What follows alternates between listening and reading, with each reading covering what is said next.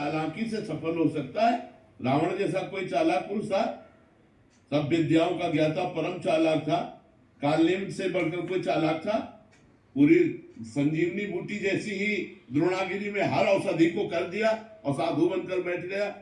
हनुमान जी ने मार डाला, राम जी ने रावण को मार डाला, रहा न को कुल रोगन हारा। चालाक पुरुष सफल कैसे हो सकता है?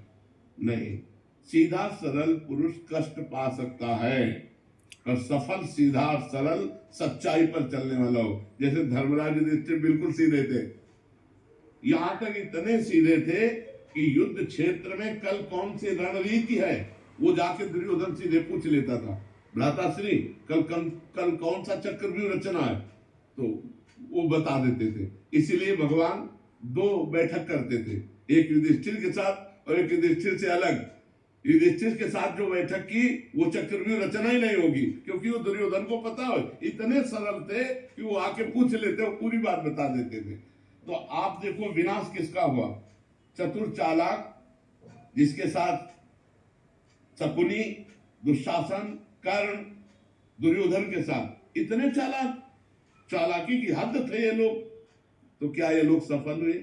नहीं, सफल हुए सीधे साधे युधिष्ठिर जी महाराज, और नाश हुआ उन चालाक पुरुषों का। तो चालाक पुरुष तुम्हें सफल होते नजर आएगा, लेकिन सफल नहीं हो सकता। सीधा साधा पुरुष तुम्हें दुख भोगते नजर आएगा, लेकिन वो दुख भोगेगा नहीं, आगे चलकर वही विजय को प्राप्त होगा।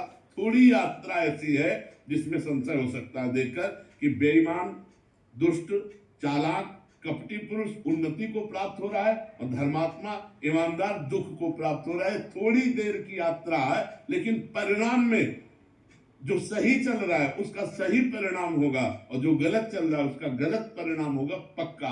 आज तक की पूरा सृष्टि का विधान ऐसा है।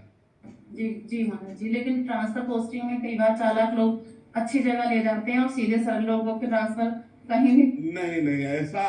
वो देखो, दुर्योधन राजा बना कि नहीं बना? दुर्योधन राजा कुछ दिन के लिए बना कि नहीं बना? लेकिन 100 भाई मारे गए। असली में राजा हस्तिनापुर के महाराज युधिष्ठिर ही बने।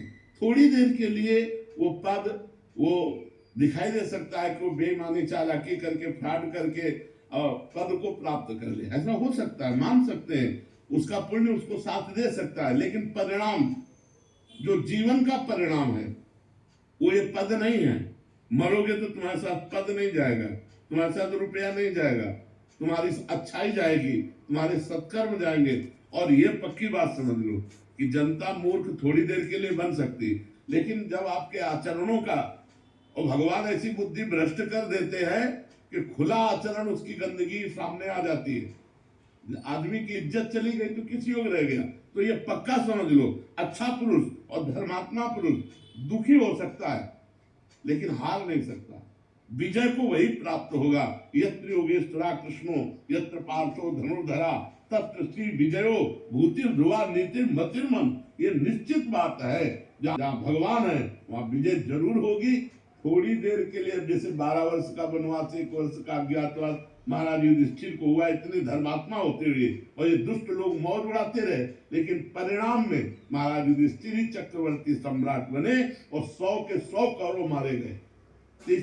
अपने मन को धर्म में ही लगाना चाहिए, चाहे थोड़ा दुख मिले, थोड़ा उन्नति कम दिखाई दे, लेकिन आगे चलकर वो उन्नति को प्राप्त होगा। धर्मात्मा दीपक की तरह जलता है, पर वो जलता रहता है, और अधर्म हो गया, एकदम नष्ट हो गया। धर्मात्मा पुरुष दीपक की लौ की तरह जलता रहता है और अपने घर को प्रकाशित कर देता है। इसलिए धर्म से चलो, भगवान का आश्रय लो। बुरे आचरणों से कभी किसी का कोई लाभ नहीं होगा। थोड़ी देर लाभ होते दिखाई दे, लेकिन परिणाम में विनाश ही होगा, अशांति ही होगी। कभी पाप कर्म करने वाला, छल कपट करने वाला सुखी नहीं हो सकता।